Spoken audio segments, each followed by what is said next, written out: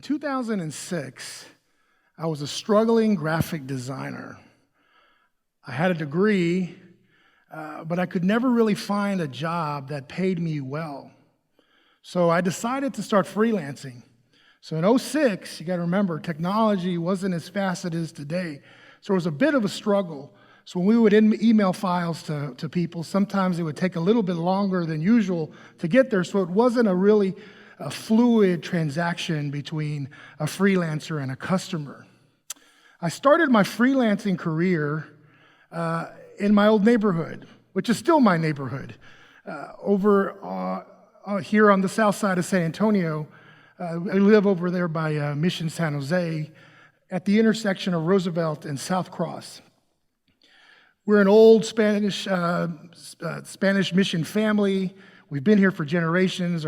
Our heritage is indigenous, Spanish, Mexican, to what we are now, Tejanos or Americans. That intersection was a very interesting intersection for me because being a creative type, being really deep-rooted into my history and my culture, I was at the intersection of a lot of things, mostly culture, American ideas, and influence from the north, Spanish and Mexican from the south. I was at the intersection of generations. I was born a Gen Xer. My siblings are baby boomers. My parents are children of the greatest generation. I was at the intersection of opportunity, a college-educated Latino in the south side of San Antonio in a poor neighborhood. And mostly at that time in 2006, I was really at the intersection of my life and my future.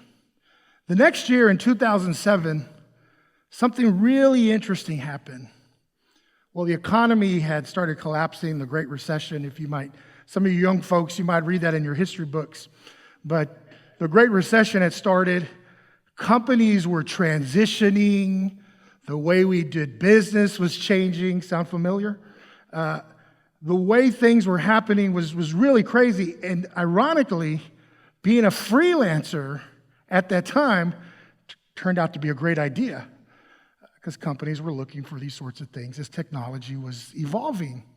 So I get a call from a friend of mine who says, I know you're freelancing. Can you do a job for my girlfriend? I said, sure. She works for Dell Computers. Remember, I'm freelancing by the mission over here.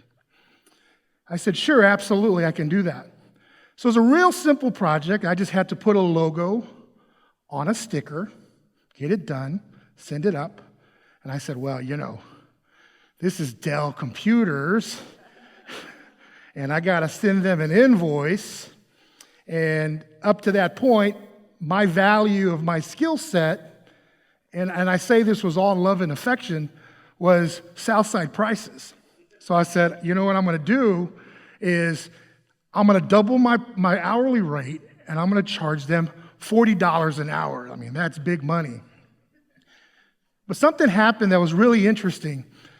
They called me back a couple of days later and said, we typically pay $85 an hour for this type of work.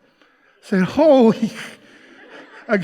And mind you, I'm in my neighborhood by Mission San Jose at the intersection of Roosevelt and South Cross. So I quickly, obviously, sent that invoice right away. And at that point, it was a perspective-changing experience. I always say my life didn't change at that time. My perspective about my life changed. And that started a 15-year entrepreneurial career that I still have today.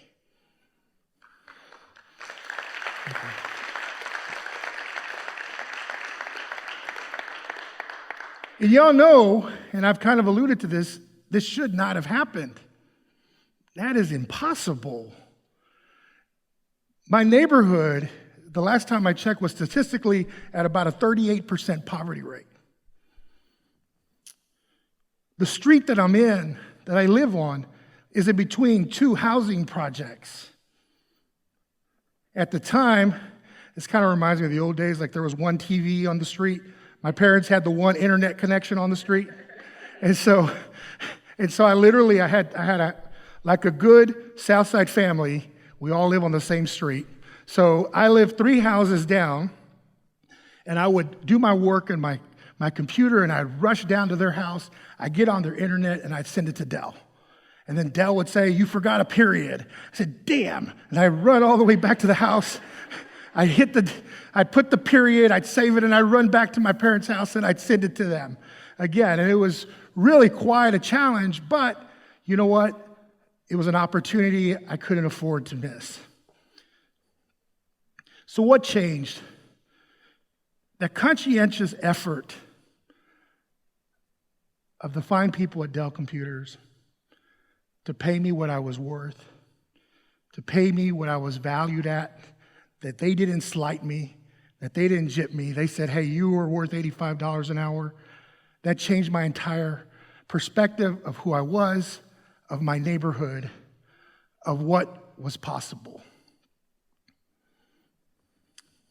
Let me talk a little bit about perspective, because I think it's important. Because, as I was preparing, I was beginning to think about how perspectives are built. It's where you're from, your ethnicity, your gender, your economic status, the information that you feed yourself. That's all part of how your perspective is created. And unfortunately, that's also how other people's perspectives are created and how they sometimes see you. So who's to say that you can't work for a top technology company in an underprivileged neighborhood? Who determines that? Who made that up? Who's to say what's achievable and what's not achievable, and who can achieve it and who can't achieve it, right? And I think that moment really became clear for me when all those things happened. So fast forward to 2017, I had the opportunity to do some work with the South San Antonio Chamber, where we did some data analysis and we kind of looked at some things that were happening in the community. And I said,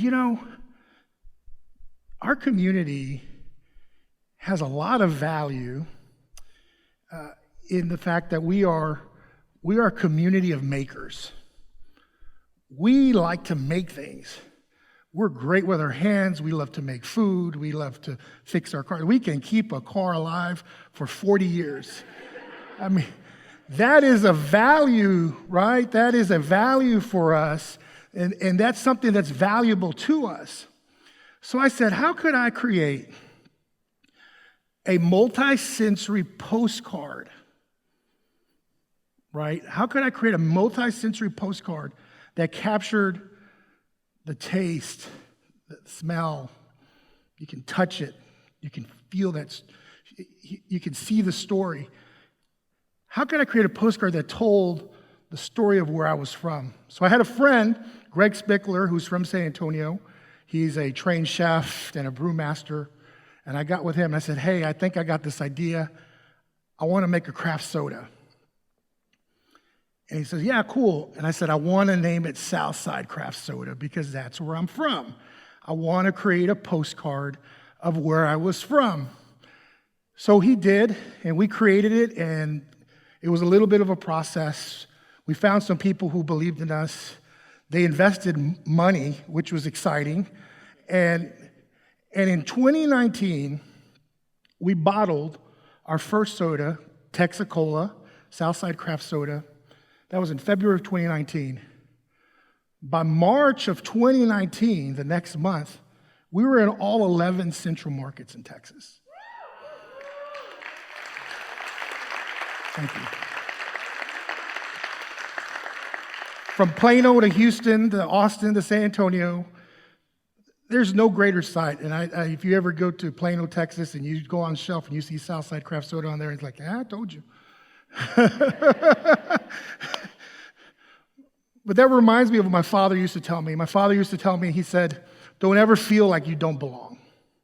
Right? And he always said that to me. Don't ever feel like you don't belong.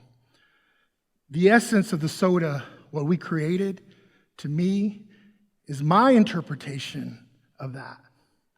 So when I walk into a grocery store and I see us in the Woodlands, Texas, or I go and I see us in Austin, or I go into Brownsville and I am on the grocery shelf and I'm walking in the store and I see Southside Craft Soda, I said, yeah, you're right, Dad, we do belong. And we will continue to belong as long as we continue to create and support and encourage each other. It doesn't matter where you're from. So I want to leave you with a couple of things that I thought about after I prepared this conversation with you all. One, the only limits that we put on ourselves are the ones we put on ourselves. Technology now, you get Wi-Fi, freelancing, all those things, so much easier to do it from wherever you're from. Two, I don't care what you're good at, just become really good at it, right? That is so important. And now, because again of technology, you have the ability and opportunity to become really good at what you're really good at. If you make soap, or you're like my wife who makes candles, she's really good at it.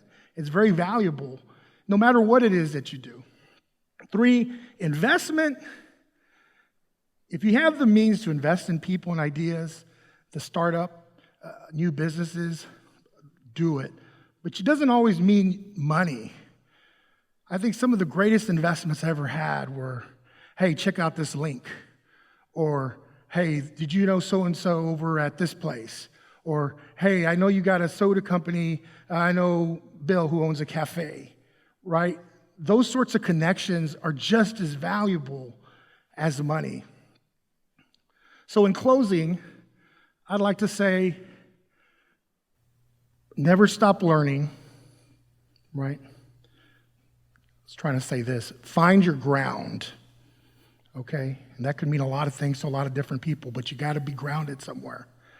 And always remember that you are powerful. You are powerful no matter where you are from. Thank you.